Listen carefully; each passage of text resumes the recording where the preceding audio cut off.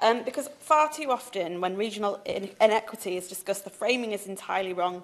It misses out the real impacts this inequality has on people's lives. And whilst I accept that child poverty, wherever it happens, is a disgrace, I have to say, as representing the wealthiest part of Sheffield, the scenes that we have in the north are deeply endemic, and there is a 10 years difference for women from my constituency on the 83 bus route through to the other side of the city.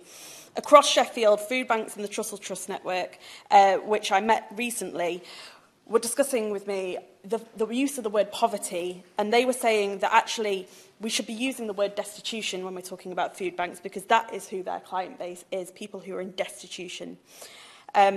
And they're not the only food banks in our city, but they have provided more than 12,000 emergency food parcels to people between April and September in 2021, the highest records they've had so far. Of these, more than a third went to families with children. It should not need to be said in the 23rd century, in one of the richest countries in the world, that there should be no such thing as child poverty, but here we are. It is hard to take the government seriously on their commitment to levelling up when we see their representatives, like the Conservative peer Daniel Molan, tweeting in response to the Yorkshire Post headline that he sees Yorkshire as a county of leftist whingers begging for handouts.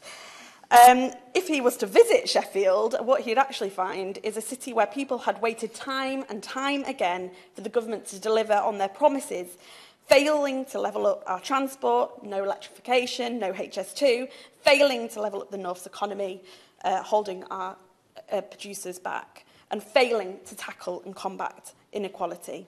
According to the research by the University of Sheffield, the UK has a higher level of regional inequality than any other large, wealthy country. To me, this says it is not inevitable, but in fact is a result of government policy. It's a political choice to drive people into destitution, to deny them sufficient social security and services which would prevent this from happening.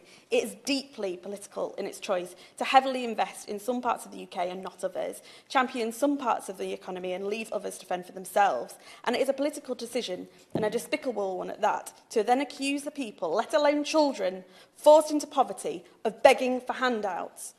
When we have an entire economy geared towards exploitation, dwindling opportunities, a proliferation of dehumanising zero-hour contract work, and a government that seems to simply not care. We all know that regional inequalities run deep, but they're reinforced year on year in how much or how little is invested in key public services.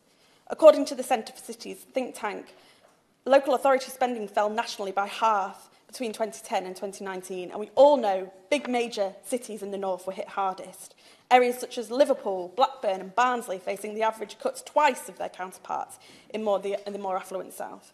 More recently, I should say, we've also had analysis of the 4.7 billion allocated under the government's levelling up agenda, which has shown that the wealthiest areas have been allocated 10 times more money per capita than the poorest. That is astonishing, and the government urgently needs to act to make sure that they're getting these things better.